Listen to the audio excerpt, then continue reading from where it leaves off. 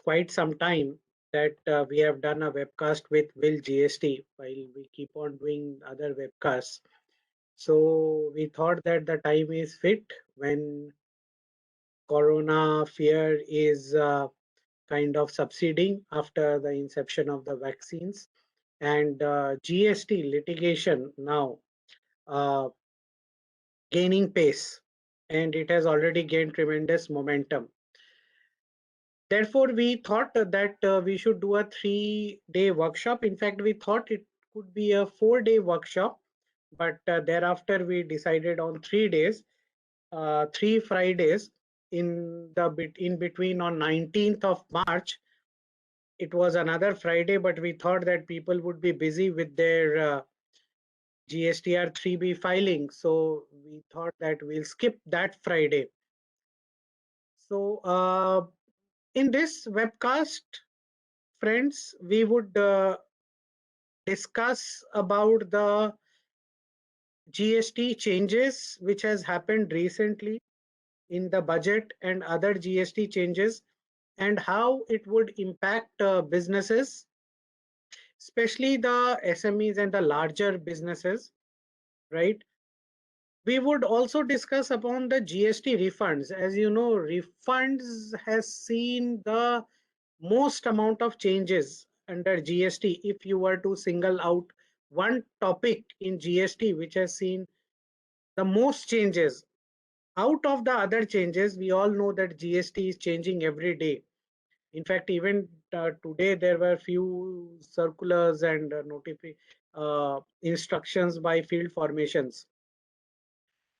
And last, we would discuss, you would see a very niche topic, pan-India litigation over here. So we would discuss in the last of this webinars, that is on 26th of March, we would discuss this topic on pan-India litigation.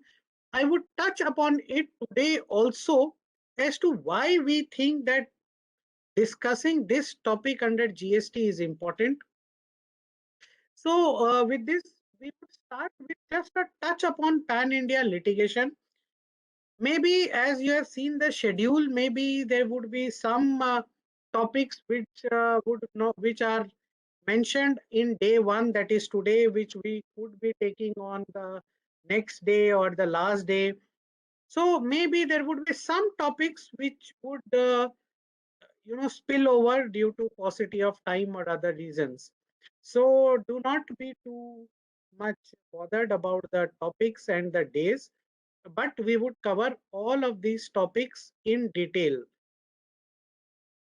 Friends, first, just as I said, I would discuss this pan-India litigation in detail in the last class, that is on 26th of March. But you see, it is very fresh, last 3 days. One of my clients, our clients, one of our very big as taxpayers with a turnover of more than 5,000 crores and registered in 30 branches, they have got a series of inspection search. As of now, Caesar is not invoked, but it is a series. You see, first there was some in Mumbai regarding input tax credit. We replied and we convinced the officers there was some blockage of credit. Thereafter, we received a certain inspection in Bangalore. Thereafter, in Gurgaon. And last 2 days, we have seen a direct search, no inspection, mind that, but a direct search in Delhi, 67-2.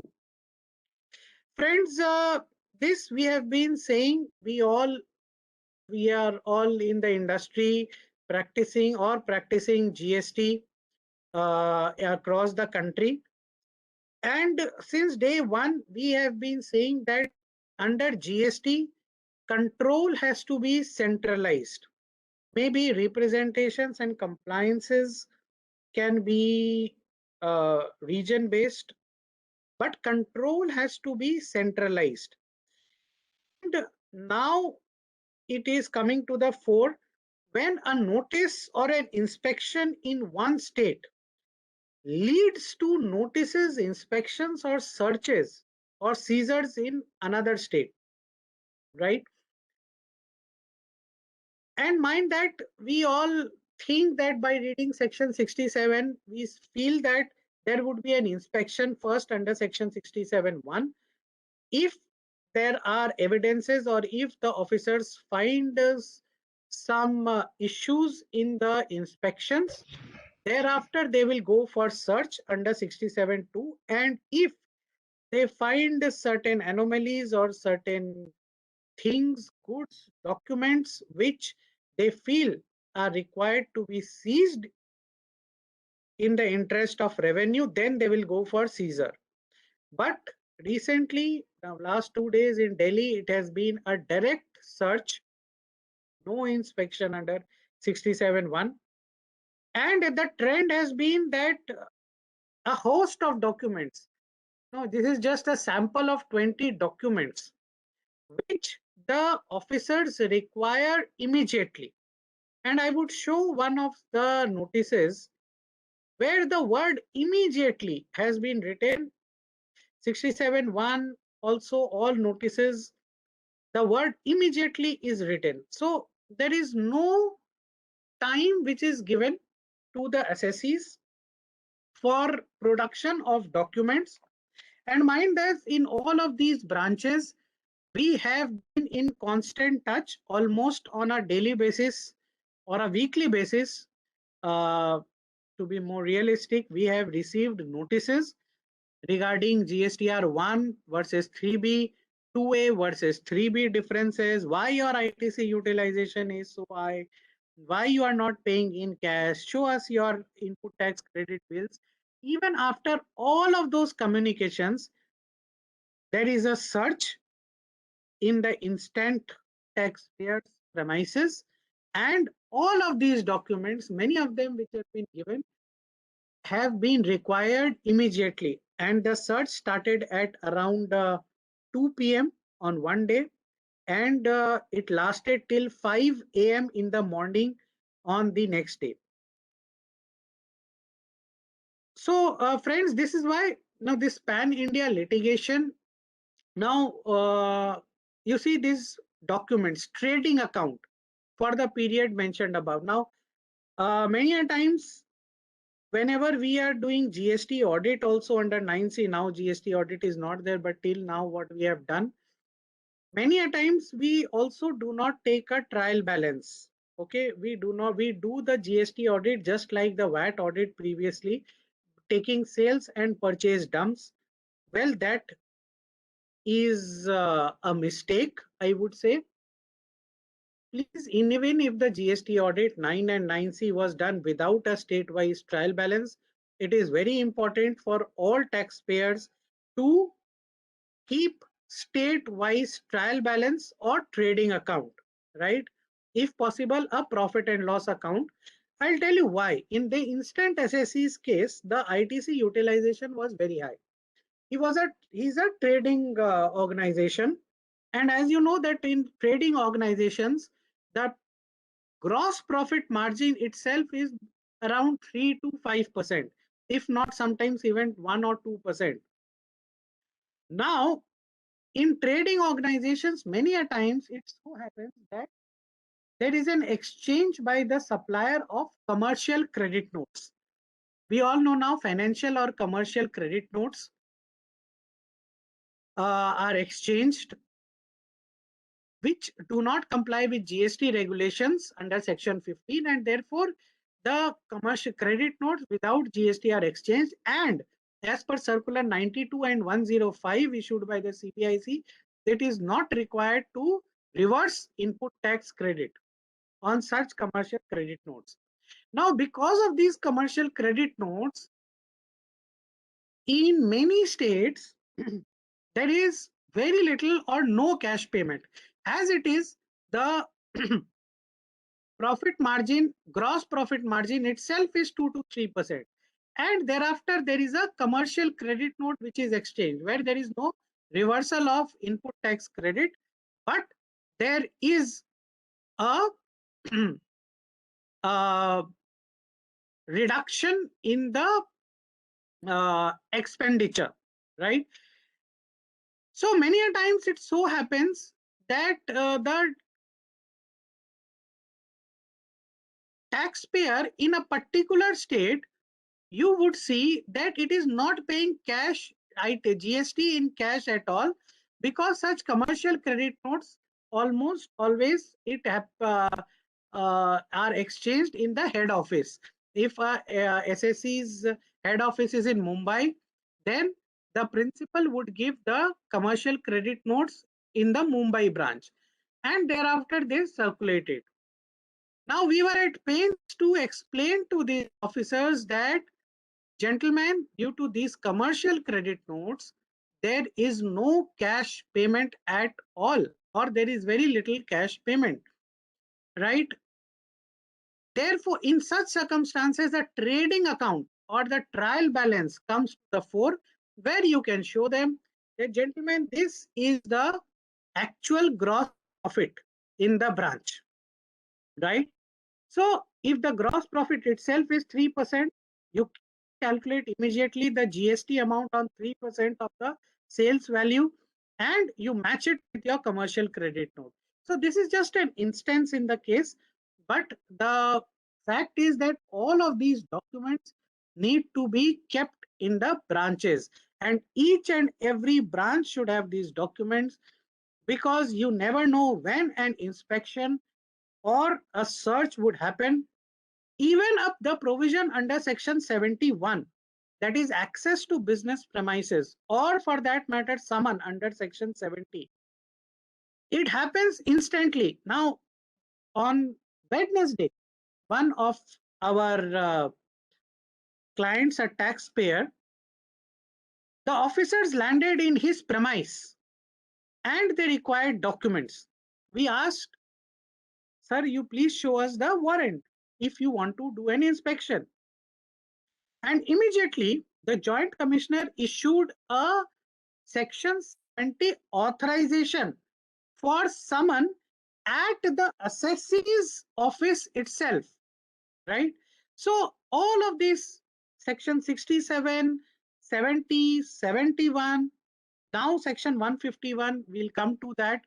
All of this give unrestricted powers to the officials to ask for any information and at any point of time, and one has to prove. Of course, you can go to High Court against all of these actions which are not as per the law, but then High Court would come at a later stage, right? And given the status of many high courts, they are so bogged down, at least for few states like Hyderabad and Calcutta and uh, you see Mumbai High Courts, I know for a fact that a hearing would happen not before 15 to 20 days or maybe a month also. So till that time, there can be a attachment of the bank account. There can be an INS 3 issued, right? Which has happened in many cases where the business would be stopped and there would be tremendous hardships. So trading account, cash book, bank statement, details of sales made during the period. And mind that this period is from 1st July 2017 till 3rd of March 2021. Details of credit notes, goods received, stock register, item-wise inventory report, year-wise closing stock. You see, for 17, 18, 18, 19, 19, 20, 2021. Now, we were at pains to tell them, sir, we do not have a closing stock as on 31st March 21. It has not come. So the answer was that you give me the current day's closing stock, you make a memorandum trading account, right? So this is the requirement of the department. Gate registers, purchase invoices, purchase or sales registers, party ledgers, detect details of rejected or dead stock, incentives received from vendors.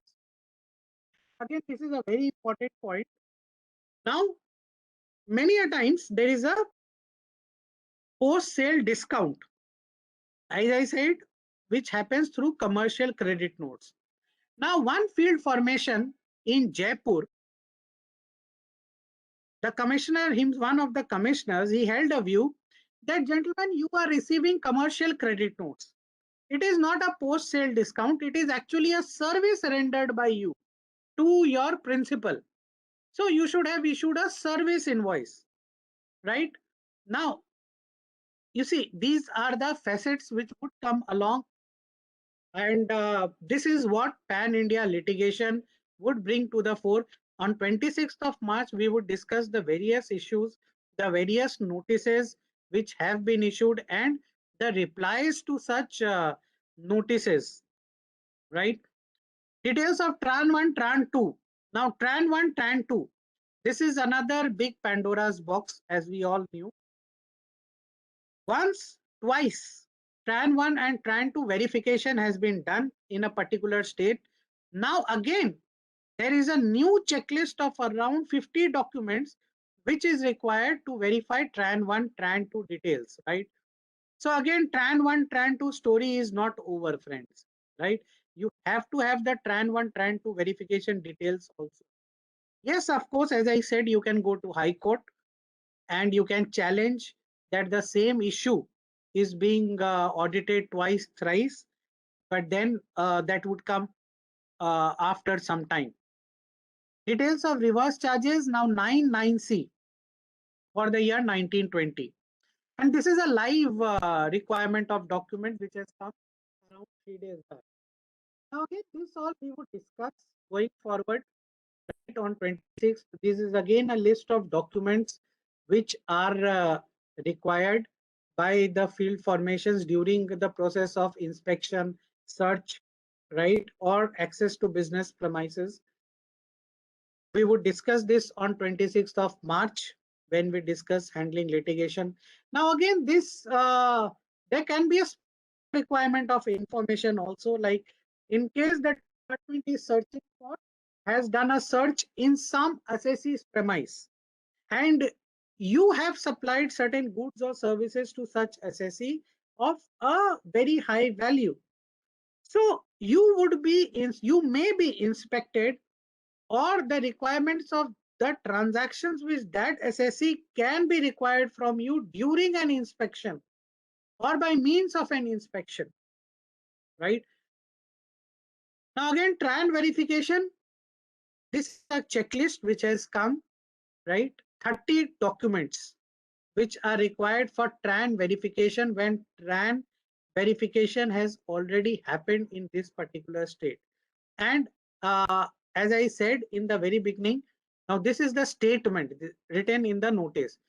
It is requested that all the above details, documents, information may be provided immediately, right? And this is a notice which I am reading out to you. It may be noted that verification of Tran 1 data is of immense importance, as if the taxpayer does not know that verification of Tran 1 is very important. And in case such verification cannot be completed within the stipulated timeline, the department may be constrained to take steps, including blocking of prima facie ineligible credit, right? So friends, this is a live Tran 1 verification notice where a Tran 1 verification has already happened, right? And if you do not give these documents immediately, as it is said, then there may be prima facie blocking of input tax credit. Friends, further, for this pan-India litigation, now you have all witnessed that the power center for GST or income tax also for that matter now has shifted to Delhi. You call it DGGI in RK Puram or DGARM in Connaught Place. Now these are the two, one is the intelligence wing and one is the data analytical wing, DGARM. right? In one of the instances, in one of the states, massive searches and seizures were held in various taxpayers of a particular industry. And now, to all these taxpayers, which are almost 100 in number, summons are being issued, and all the taxpayers from various states are being summoned to Delhi, right?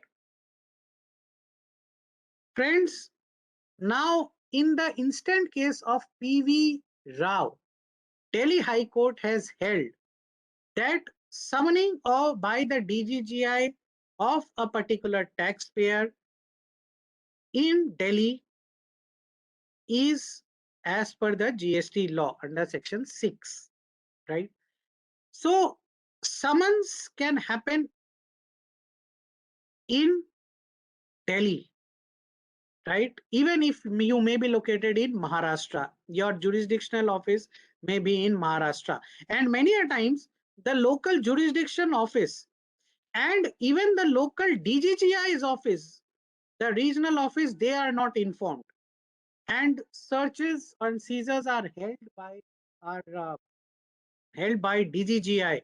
Delhi directly officers fly down, right? So different, this is the scenario under the litigation across pan India, which I wanted to touch upon briefly before starting with the changes, right? And all of this we would discuss further in detail on 26th of March when we do the pan India litigation discussions.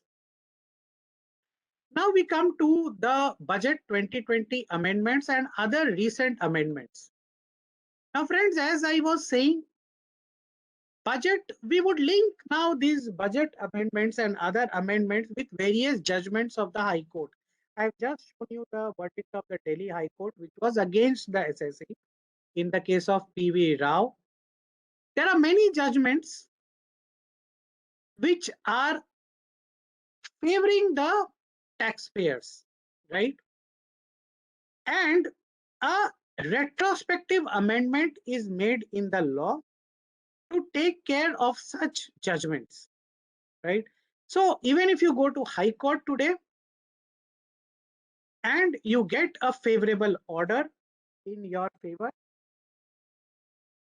maybe possibly going forward, the retrospective amendment is made in the law to overcome the impact of the judgment. And the same has happened under section 7(1) of the CGST Act, the definition of supply or the scope of supply.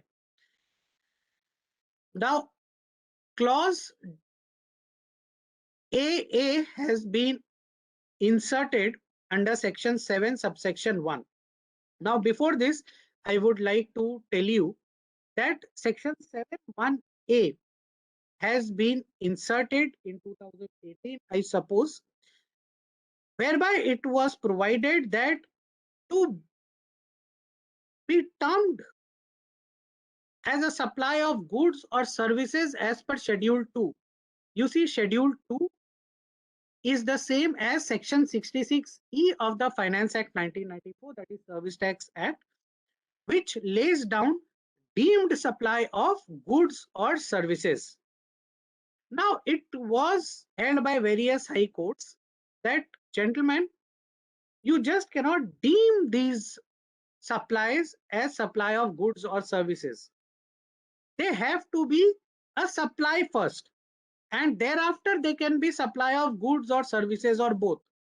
Therefore, section 7(1)A was inserted in section 7 of the CGST Act, whereby it was held that retrospectively any activities or transactions should first constitute a supply, and thereafter they can be termed as a supply of goods or services deemed under Schedule 2, right?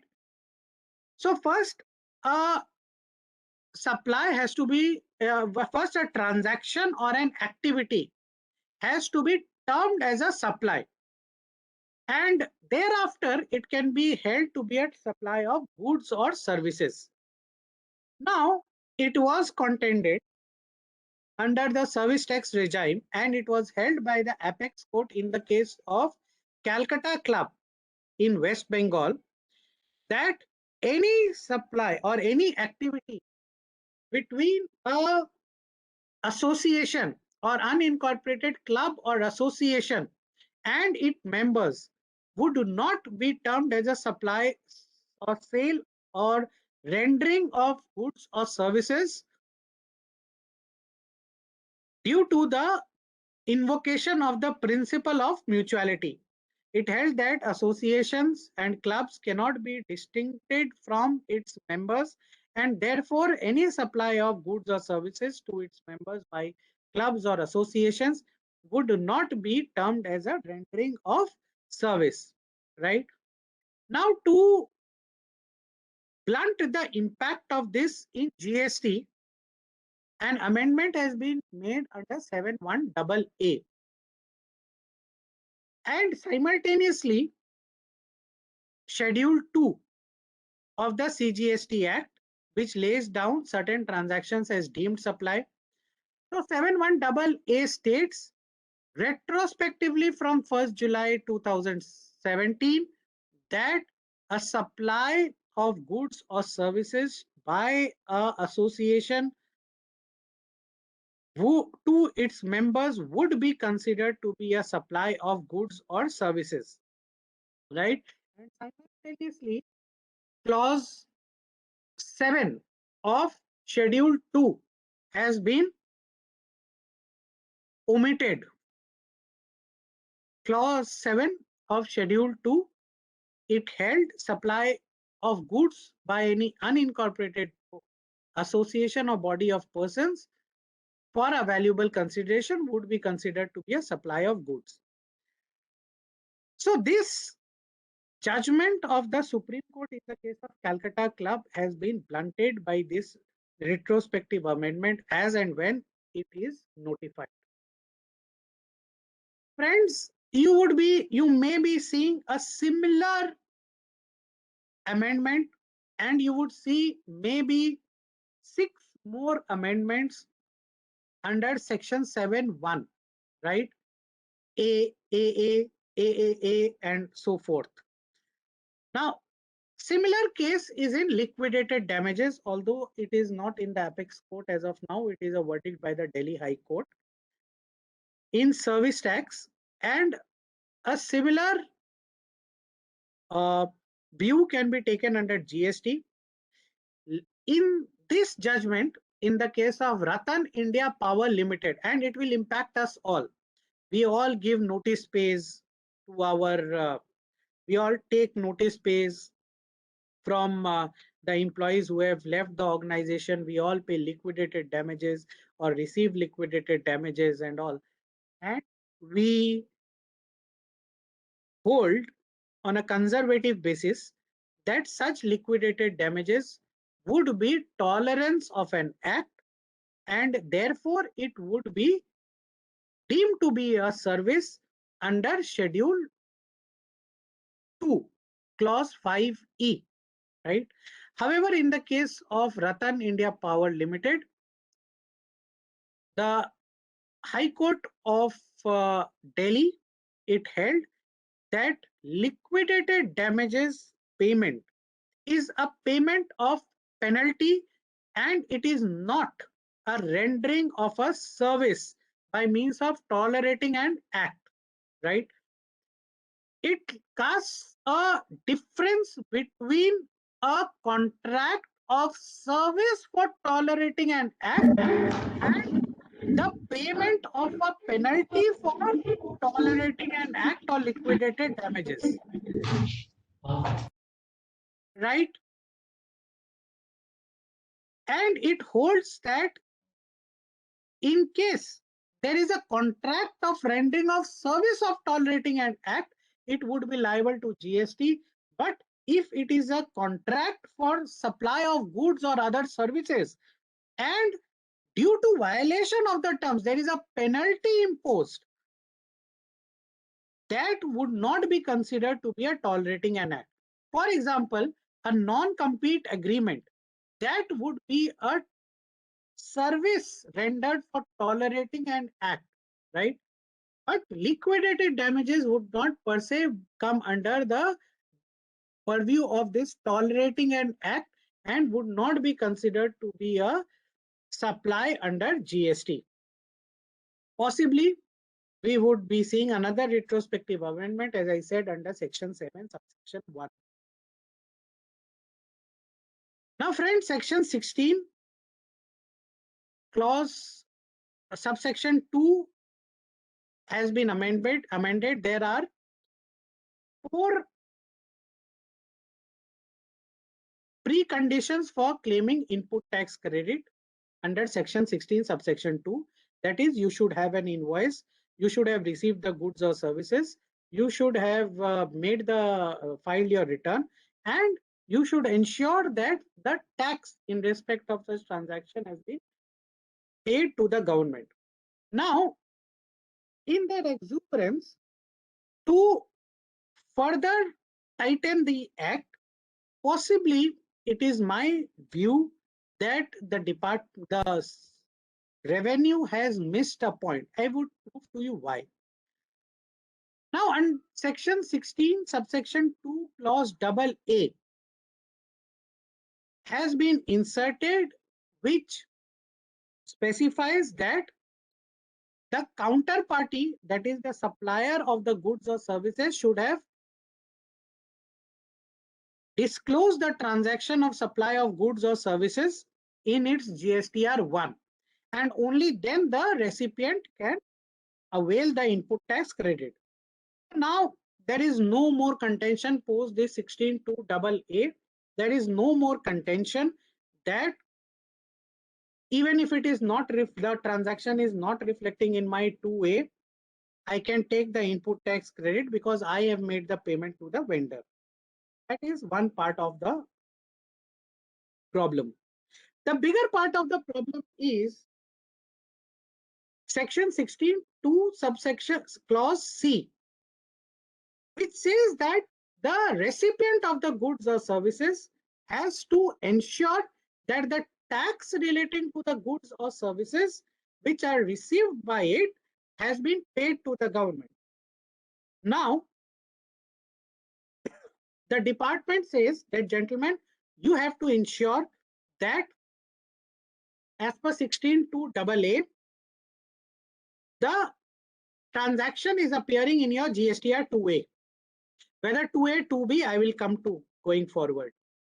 So, number one, it has to appear in your 2A, and you have to ensure that the other gentleman, that is the supplier of the goods or services, it has filed its GSTR 3B. Now the question is, if the supplier has filed a fraudulent GSTR 3B, mind that in GSTR 3B, input tax credit is just a figure. There is no backup, right? Now, say for example, a non-regular or fraudulent GSTR 3B has been filed. Just a second, I'll just come back in.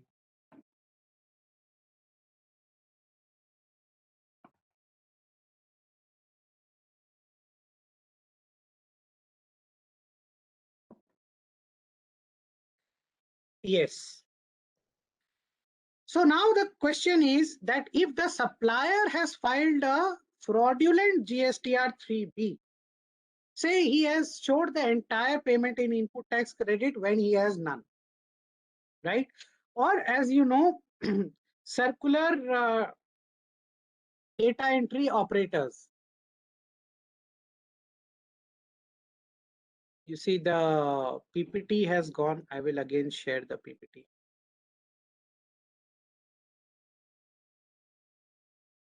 Yes.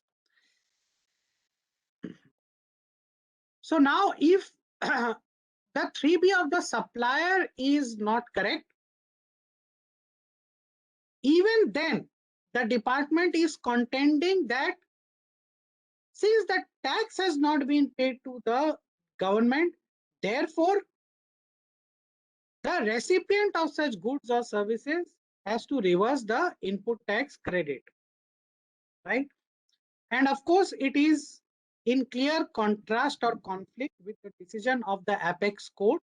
You might note the name of the case. The case is Arise India Limited. In this case, in the case of Delhi VAT, in the case of Arise India Limited and others, the Apex Court had clearly laid down two doctrines. One is the doctrine of impossible performance, right? These doctrines stated that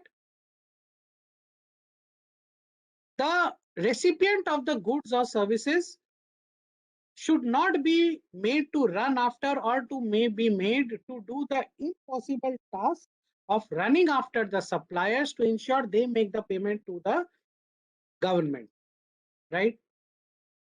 So this, in sharp contrast to this judgment, the department is still going ahead with the recovery notices under section 62C.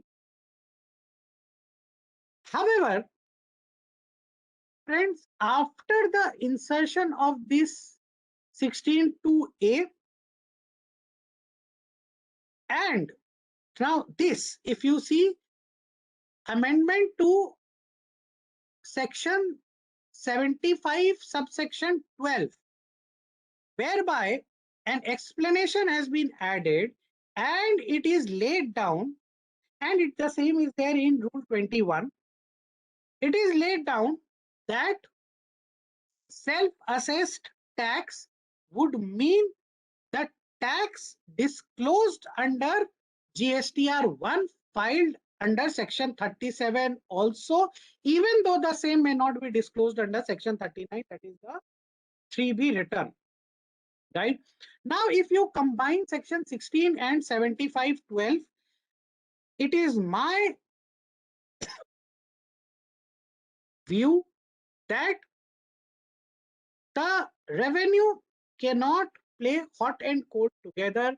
Under section 75 subsection 12, it says that self-assessed tax in case of the supplier would mean even the tax which is disclosed as payable under GSTR 1, even though he may not have disclosed in GSTR 3B, right? Or he might have filed a wrong GSTR 3B. So on one hand, the revenue is contending that the supplier is liable to pay the tax which is disclosed as per his GSTR 1. On the other hand, it cannot force the recipient also under section 16(2) clause C to ensure that the tax has been paid to the government, right? Because the moment he sees it in its 2A and he sees that the GSTR 3B is filed, he can now be ensured after this 675(12) amendment that the supplier has done a self-assessment not only under 3B, which might be incorrect, but also under GSTR 1, right? So possibly my view is that by amending this section 75 subsection 12 and inserting this explanation to 75(12), possibly the revenue has opened the doors of further contention in addition to this Supreme Court judgment in the case of Arise India Limited against section 16 subsection 2 clause C, right? So this is another amendment in the budget. Well, friends, another amendment, section 35 and section 44, is that GSTR 9C, which certainly was very difficult sometimes to get it filed. Even now, I feel for 1920, many are still struggling to file GSTR 9C and 9 also. So GST audit has been scrapped.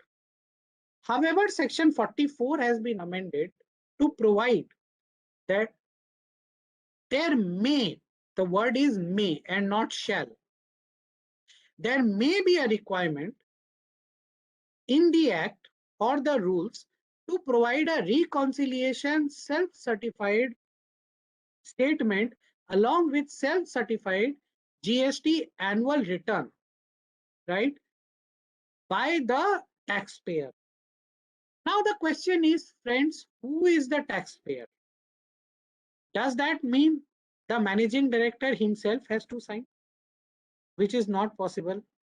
Does that mean the independent directors would sign, which is again not correct also because they are not the employees of the company? It may mean that self-certification would be done by the director finance or the CFO or the tax head. Now, friends, in this a question, a pertinent question is, when an auditor, an independent auditor is certifying, then there are certain code of ethics which are applicable to the auditor under the norms of the respective institute. It may be Cost Accounting Institute or Chartered Accountants Institute. So they are bound by certain code of ethics. However, the director finance or CFO, how would they be bound, or would they actually be bound by any code of ethics? That is one. The second is, what would be their liability in case there is any problem? You see, in the statutory audit or the tax audit, which the CFO certifies or the director certifies, along with that, the auditors also certify, or they give an audit report, right? The auditors also sign on the balance sheet, which somewhat reduces or the responsibility of the CFO or the director finance or the directors somewhat is shared by the auditor. And the CFO or director finance gets a confidence that yes, there is an independent eye which has looked at the financials and it is true and fair. Now, in this case, when in case there is no independent auditor which is looking at the statements and the CFO has to certify, mind that in the director's responsibility statement also, in the financial accounts, the auditor does uh, give a representation to the director finance that yes, I have seen that director's responsibility statement is also true and fair or correct. So in this case, what is the responsibility of the CFO and director finance who may not be very well versed with the GST law, right? And in case these employees leave the organization, then what would be their responsibility and till when would their responsibility be there, right? After 3 years, 4 years, in case it is found that there is a falsification or there is a suppression or there is a mistake by the company, then is there an individual liability also to such management personnel? Now, when the new director finance or new CFO joins, are they responsible for the certification which is done by the erstwhile director finance or CFO? So all of these questions have to be answered. We are advising on our part, right, is that even now, just like directors' responsibility statements are audited and are certified and given to the management by the statutory auditor. It is imperative that for the benefit of the company as well as the management, it is imperative that still for the larger companies, of course, for the smallers as and SMEs, well, they might do it themselves, but for the larger companies, it is imperative that you get a certificate from a independent professional, and on the basis of that certificate, your management, director of finance, CFO, tax head certifies the annual return and the reconciliation statement, right? Tomorrow, in case there is a liability or if there is a question which is asked, at least the independent professional would also have shared responsibility under the code laid down by the respective institutes. So this is our submissions for the purpose of GST audit. Now, section 50, there is a welcome amendment, and which was already indirectly, which was confirmed by the CBIC. Section 50, subsection 1 has been amended retrospectively, and now at least the field formations would not be in a position to demand interest on the gross GST liability. They can only demand interest on the cash component of the GST liability paid by the assessee delayed. However, many field formations across various commissionerates across various states, they are taking a view that all of these interest notices, they are uh, pushing it under section 50 subsection 3. Friends, it is my submission that in case you have got such a notice where interest is levied for delayed payment on gross GST liability under section 50 subsection 3, that is completely illegal. Section 50 subsection 3 is very, very specific. It is only when there is a mismatch. Only in case of a mismatch can section 50 subsection 3 be invoked. In a case of a delayed payment, there is no point of invoking section 50 subsection 3, and section 50 subsection 1 should only be invoked. And in case such notices are received, they have to be contended as per the law. Section 74 has been amended. Now there is a big time amendment under waybill related provisions, right?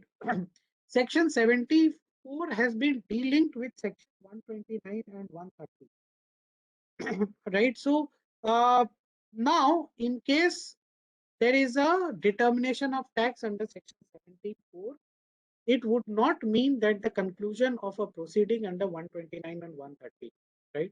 So under 74, there might be a determination of tax for input tax credit or output supply or any other reason after assessment or before assessment. However, the waybill related penalties or cases would still continue to be active. Now, friends, section 83. As I said previously also, there are various judgments which have been negated by a retrospective or prospective amendment to the various GST acts. Section 83 is one such amendment which has happened in the current budget 2021. Now, in the case of this ProX Fashion Private Limited, it was held by the Delhi High Court that section 83, that is a attachment of bank account, can only be initiated in case there is a proceeding under 62, 63, 64, 67, 73, 74. So the proceedings, either it can be a bank account of a person who does not file his return or who has not taken registration, or where there is a summary assessment under section 64, or there is an inspection, search, seizure, or there is a show cause notice under 73, 74. Only under these circumstances could bank account be attached or property of the taxpayer be attached. Now you would see section 83, this attachment provision has been thrown open to the dogs, right? Now this section 83, I will come to that. You see, section 83 has been amended that in case there is any proceeding under chapter 12, 14 or 15 during the initiation, just after the initiation, mind that, right? The officer can issue you a section 61 notice under chapter 12, right?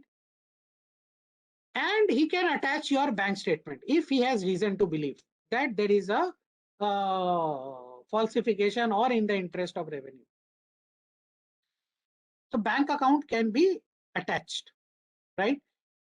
So this is the gamut of the amendment. You see section 83 amendment on your screen, right?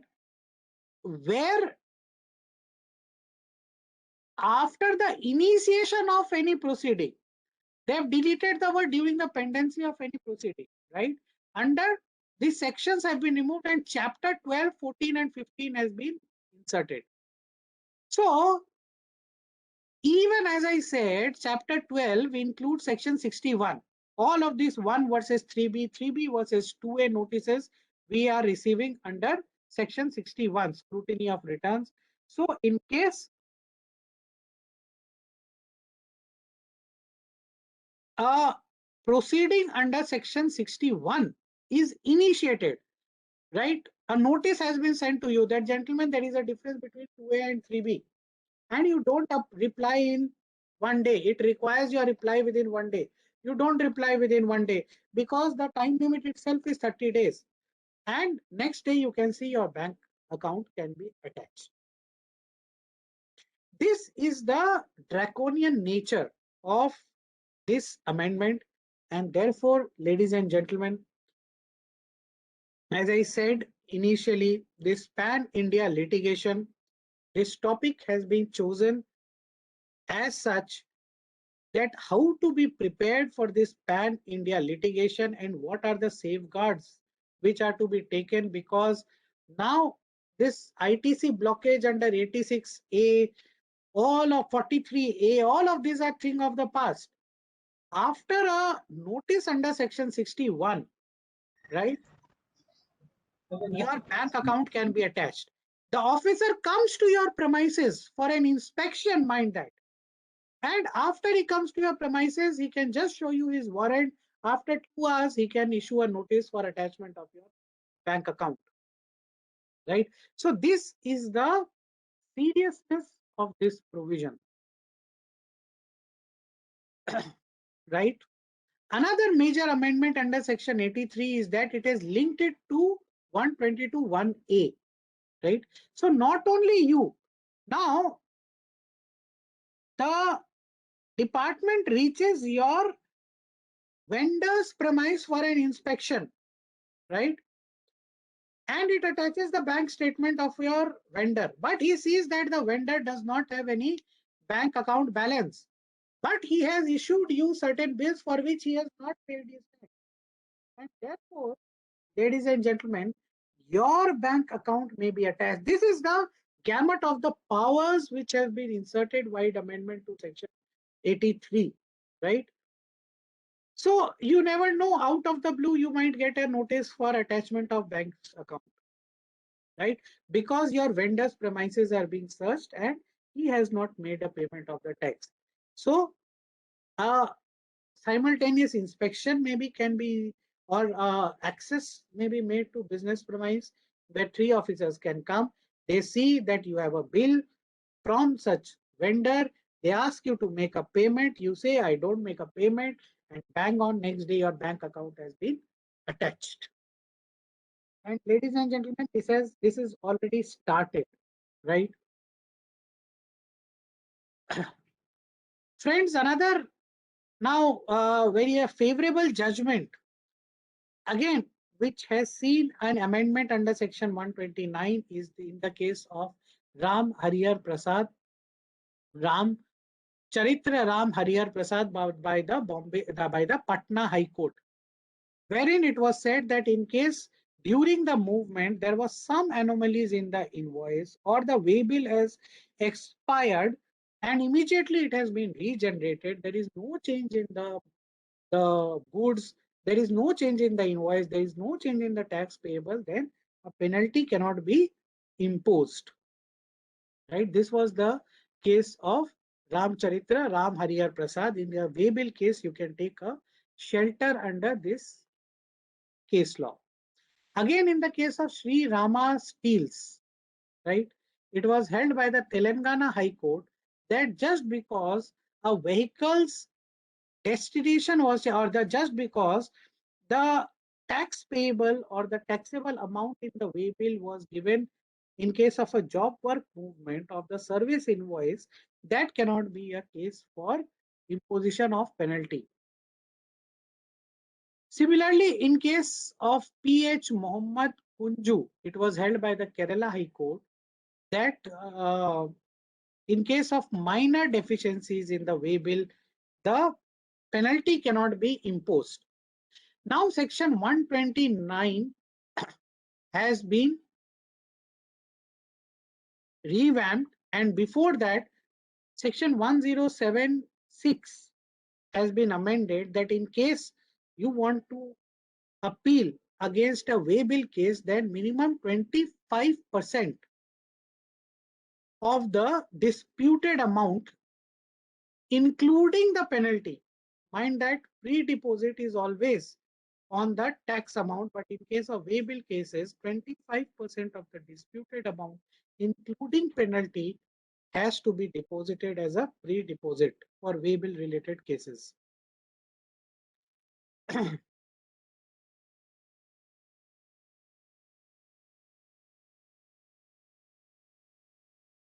Again, this was a favorable judgment in the way bill case. Now, a revamp of section 129, that is detentions of conveyances, way bill related cases. The penalty has been increased from 100% to 200%, right? So in case a vehicle is detained, then you have to pay 300% of the tax amount, which is mind that already paid in your GSTR1 as a tax and penalty, which is required for releasing the vehicle, right? Previously it was 100 and 100, now it is 100 and 200. In case of exempted goods, right, or in case the owner does not come up to own the goods, then 50% of the value of the goods or 200% of the tax payable, whichever is higher. In case of exempted goods, 5%. Most important, no more bond for releasing of vehicle. All payment in case of detention of vehicle has to be compulsorily made by cash. No bond is now allowed in case of detention of vehicle, right? The tax and interest have to be paid even without giving an opportunity of being heard. So no show cause, you have to pay the tax and interest, but there is some mercy which is shown on the taxpayers that in case there is a penalty, then therefore the penalty amount, a show cause, is required to be issued. So there is a complete revamp of section 129 and 130. Again, section 151 has seen a revamp. Now it is a very amusing amendment, I would say.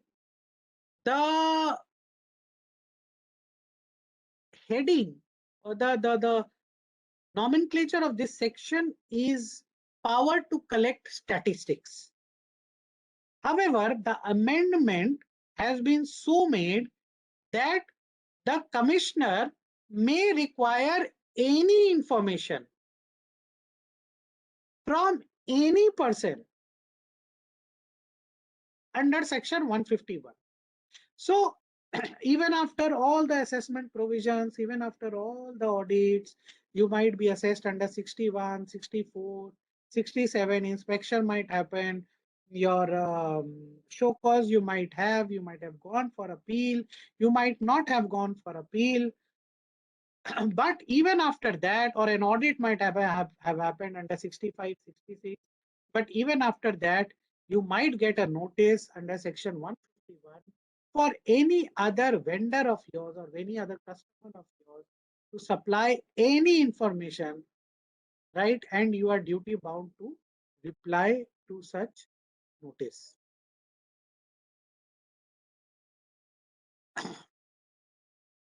Right?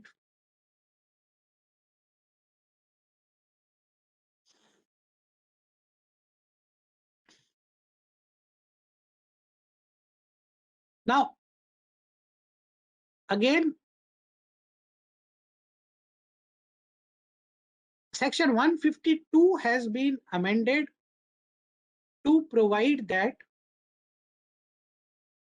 if you give any information regarding a third party also, which might be required under 150 or 151, then it is not that the information would not be shared, it would be shared, but you would be given an opportunity of being heard.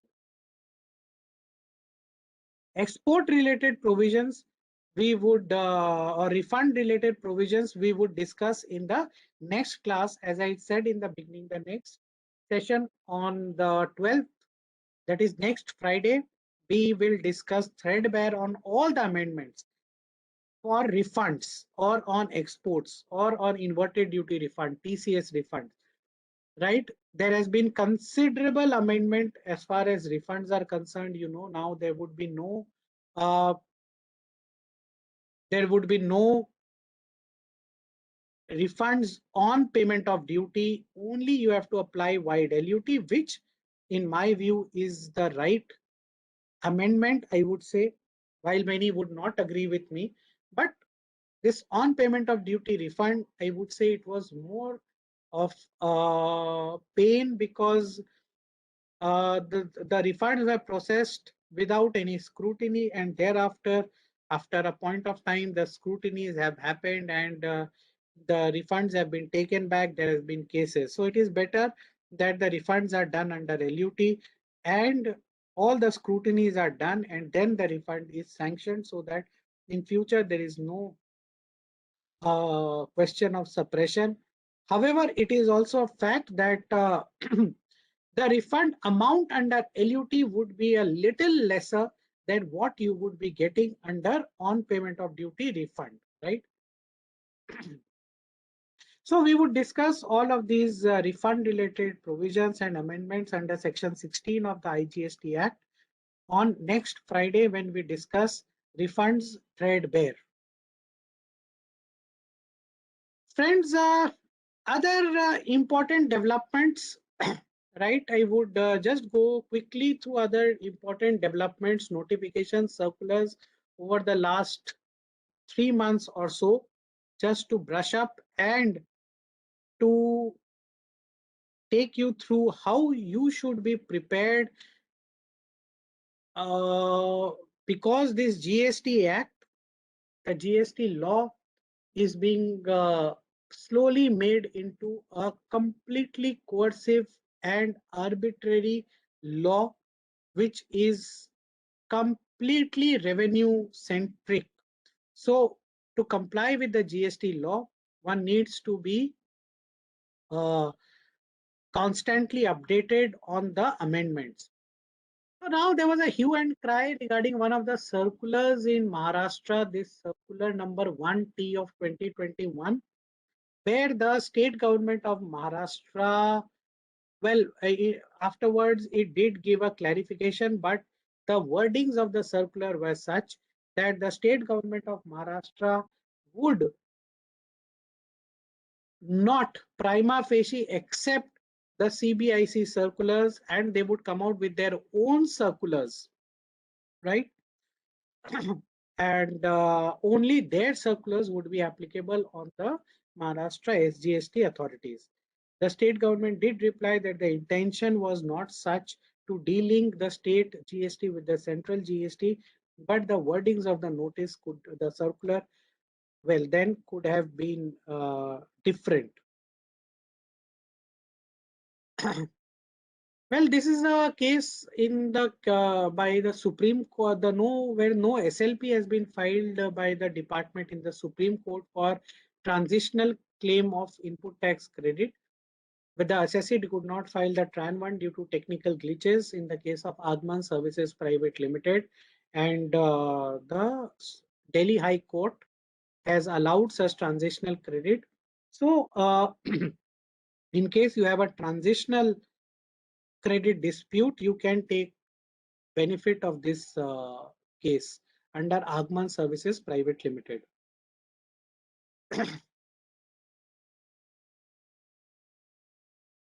Now, friends, again, in the case of, now again, I would depict as I have done in this session as to how the favorable judgments by the courts are being blunted by a amendment in the Act or rules.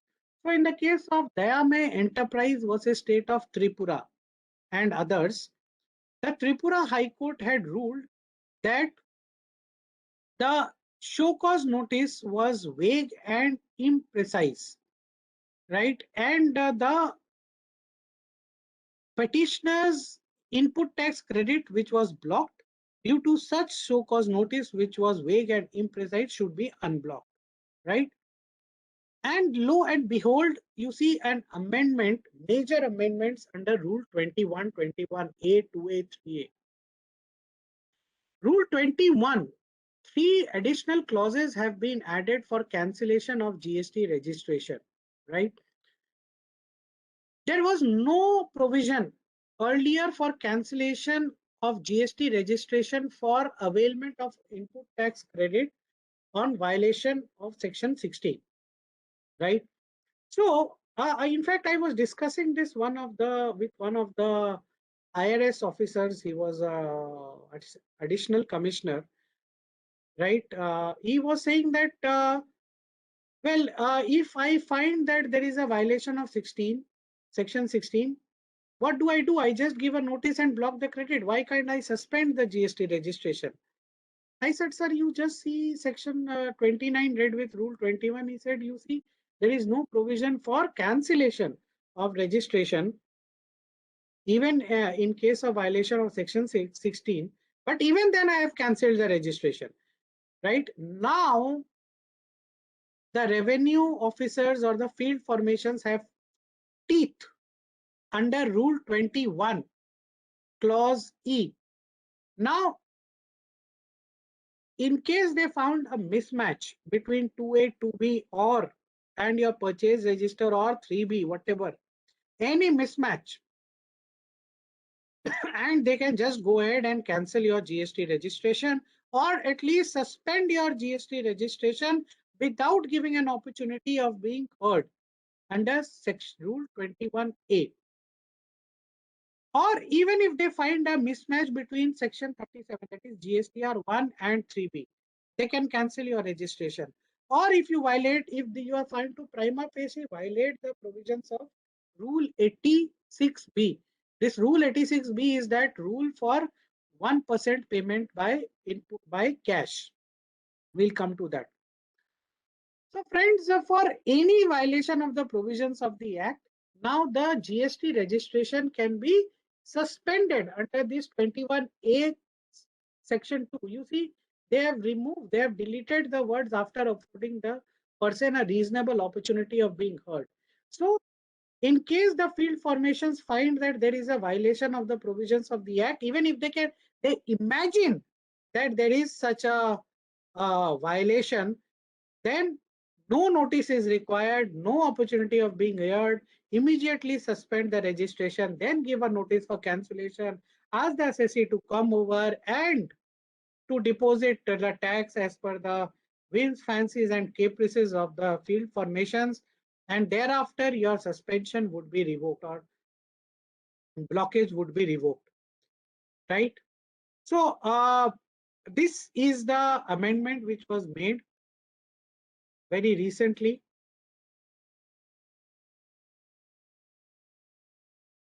Just a moment.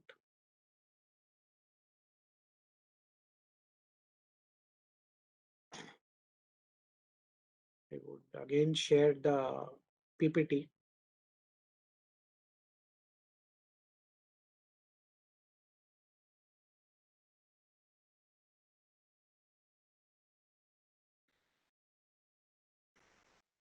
Just a moment.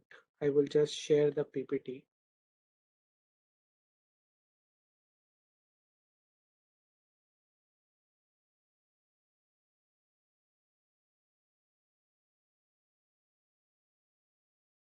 Yeah.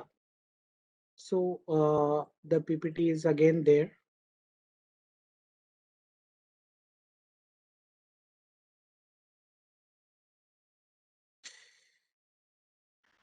Yeah. So if your GST registration is suspended, then way bills would naturally be blocked, refunds would be blocked, right? In case you don't file two GSTR ones or 3Bs, then again you would not be required, you would not be permitted to file for the 3B. Rule 59 has been amended. Rule 86B, I think till now a lot of discussions has been made on this Rule 86B. And you see, in case you don't have 1 lakh rupees or more of tax paid by the company or the management, the directors, then you have to pay 1% of your total tax liability by means of cash payment. Well, there has been a lot of hue and cry regarding this Rule 86B.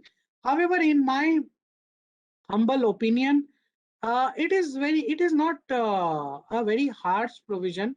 It is, so to say, fair that at least 1% of the tax payment must be made in cash, right? And it would not be much of a hardship to pay just 1% in cash.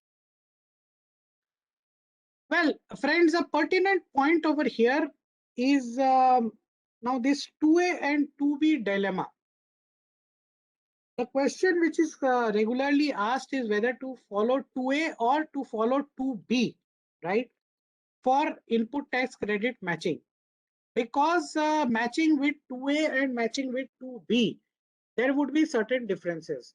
In case of 2A, in case there is a past period invoice, it would reflect in that particular period. So for example, sitting in March 2021, you are taking the credit of an invoice which is issued now for the month of April 2020, then the 2A would be amended in April 2020, but 2B would show such invoice in March 2021, right? Amendments again would be reflected accordingly, and for timing differences also there would be a difference between 2A and 2B. My answer is whether to follow 2A or 2B. My answer to such a question is follow both.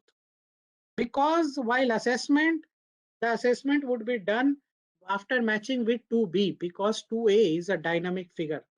However, if you talk about the GST law, Rule 70, I am repeating, Rule 70 of the GST rules still recognizes GSTR 2A for the purpose of comparison of input tax credit or for the purpose of matching of input tax credit, right?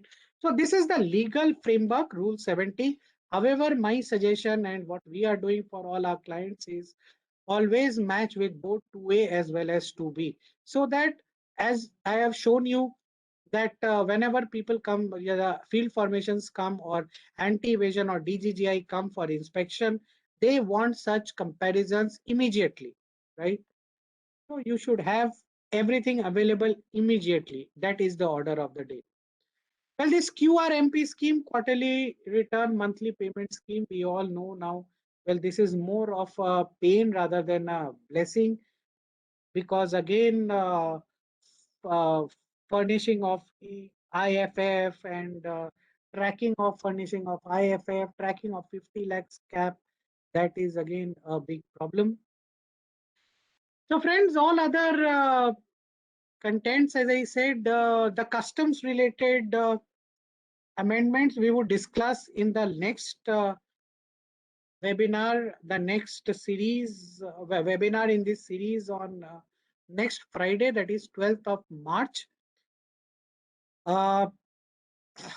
And we would also discuss the refund related issues and the amendments. There has been lot of amendments in the refunds, not only this LUT and thing, there has been custom circulars and for refunds under GST. So we would discuss everything on next Friday. And 26th, we would discuss the Pan India litigation, which I have touched upon today. Right. So I would just take a few questions, all the questions, in fact, which are there in the chat box.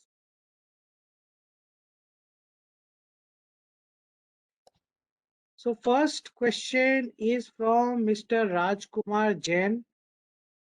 Vivek ji, there is now mentioned in the annual return that if a vendor does not file his GSTR 1 till September of next financial year, recipient is not eligible to take the input tax credit. Well, sir, not filed till September, yes, it is a fact that it can be contended by the department that if he has not filed till September of the next year is GSTR 1, then the ITC also would get time barred, although it can be contended in the courts that again in the under the shelter of this case under Arise India Limited, the case of the Supreme Court, it can be fought that for the delay of the vendor, the recipient should not be made to suffer. But yes, the department can prima facie deny such a credit which has been filed post September of the next year. Okay. Now, Mr. Rajkumar, you are saying if the vendor shared the invoices with the recipient, paid the taxes in 3B, but anyhow skipped to mention the invoice in GSTR 1 filed, can recipient may have taken the input tax credit once received the invoices where all the conditions of eligibility fulfilled? Yes, very, very valid question. In fact, if you see section 42, right? In fact, there was again a inspection in one of my clients' case where the department contended 16(2)(c) and we contended section 42 subsection 3 and 5, whereby we said that you just cannot deny our input tax credit. I have the invoice, I have the 3B of the vendor. You go to the vendor also and ask him to uh, show his compliances. And now after this amendment of section 75 subsection 12, we can always contend post it is notified that when the revenue says that it is a self-assessed tax, is 37(1) also 37, that is GSTR 1 also, that then the 16(2)(c) should be taken care of. In any which ways, even now you have to ask the department to follow the procedure under section 42. That is, the department has to go to the vendor also. If the vendor is not traceable, or in case of a fleeing vendor, then you have a problem at hand. Mr. Dhruv says, hi, how can we get a recording of this session? Well, our office, Avik and Shweta, they would send the recording of the session. Not a problem in that.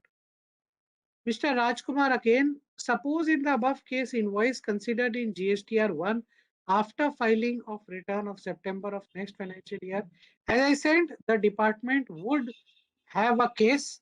They would give you a show cause notice, but you can always take shelter under this Supreme Court judgment in the case of Arise India Limited and others. Ms. Usha, a new sub-rule 59C inserted by 1/2021, which indirectly mandates filing of 3B, is similar to notification 94. This rule is similar to 59(5). Well, as I have taken you through this, I think this amendment to Rule 59, yes, it is as per this notification. You see, so if you do not file two GSTR 3Bs, then you would not be eligible to file another GSTR 3B, right? So this 59(5) has been amended. So this is it from our side, friends. Thank you so much for joining, and look forward to your presence on next Friday for the customs related amendments in the budget and the GST refund related amendments in the last few months. Thank you very much. In case you have any other doubts or queries, you can always mail us at info@taxconnect.co.in, and we will reply to all the queries. Thank you very much.